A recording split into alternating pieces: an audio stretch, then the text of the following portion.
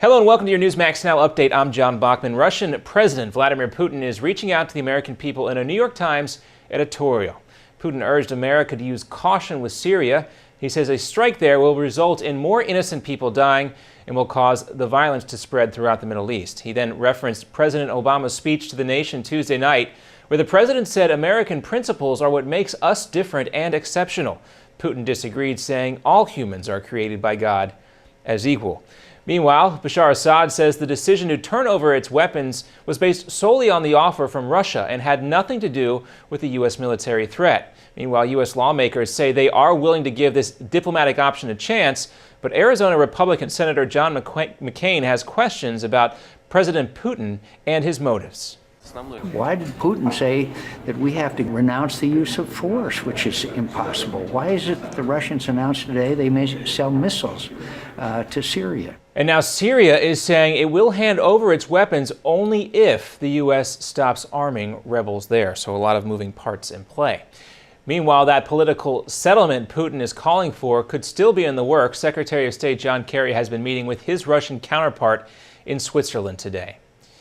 If the Russian plan is real, it could be a way to avoid a U.S. military strike. Kerry is now testing if Moscow is putting forward a credible and verifiable plan to locate and destroy all of Syria's chemical weapons. We're not naive about the challenges. We don't think this will be easy, but that's why we're going to Geneva. We now are expecting 2 days of very technical and very intense talks between 30 arms control experts and diplomats from the U.S. side and a large Russian delegation. There has not been a lot of trust between the U.S. and Russia right now, and Secretary Kerry wants his counterpart, Foreign Minister Sergei Lavrov, to offer up 1,000 tons of chemical weapons the U.S. believes Syria has. In the meantime, while the diplomacy happens, the fighting still rages on in Syria. And in Louisiana, on the anniversary of 9/11, someone vandalized a memorial honoring first responders and victims of the terrorist attacks. Police found 2 cardboard planes attached to steel beams that were pulled from the Ground Zero location and moved to the city of Lafayette. On each plane, the initials W and WO appeared, referencing the New World Order conspiracy theory. That theory includes the belief that the 9/11 attacks were carried out by the United States government. Police did make 1 arrest as a result of that vandalism.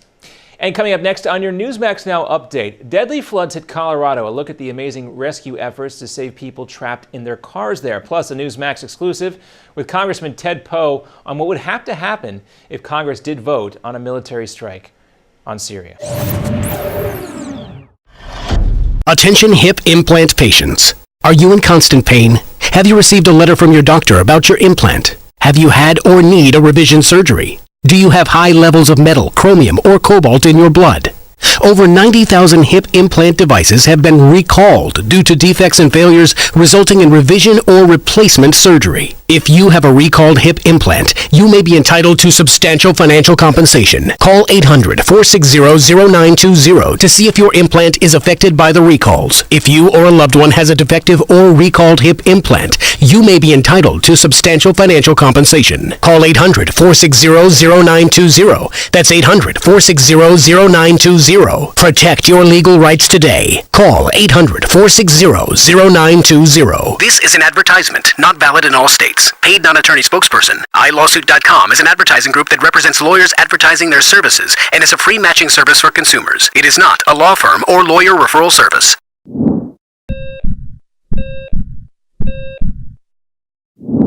Judging from everything you hear, you think all cholesterol is bad, but that's not really true. You need a certain amount of cholesterol to maintain good health.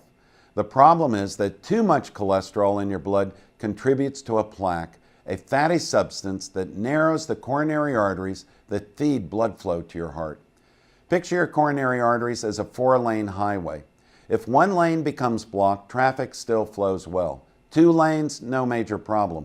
But if a 3rd lane becomes blocked, that spells trouble. It's the same way with your coronary arteries. And when plaque slows their blood flow to your heart, this can even cause a heart attack.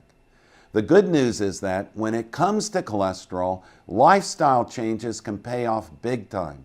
Even a small reduction in plaque can be like opening up another highway lane. Suddenly, blood flow that was stalled can go forward again. Changing your lifestyle does not have to be hard.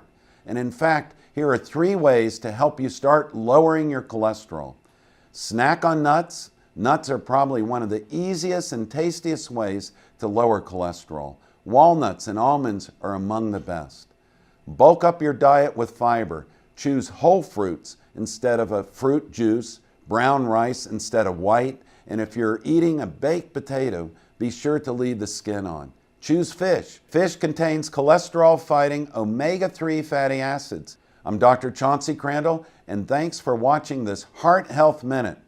Remember, it's never too late to prevent or reverse heart disease. Right now, I invite you to discover your own risk for heart disease or even a heart attack by taking my quick, free online quiz at www.simplehearttest.com.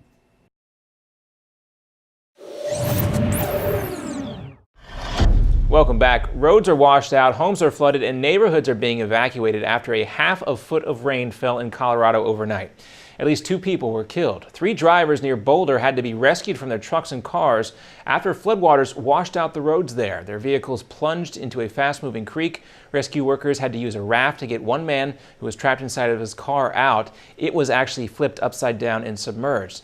And with the military strike on hold for now, in a Newsmax exclusive, Representative Ted Poe, a member of the House Foreign Affairs Committee, says that's a good thing for the White House because Congress would have overwhelmingly voted down that resolution. One way or the other, he needs to know that the American Congress does not support a war with Syria. So I say let's go ahead and vote. And to see more of our exclusive interviews and content, stay with Newsmax.com. This has been your Newsmax Now update for September 12th. I'm John Bachman. Now here is the Steve Malzberg Show in New York.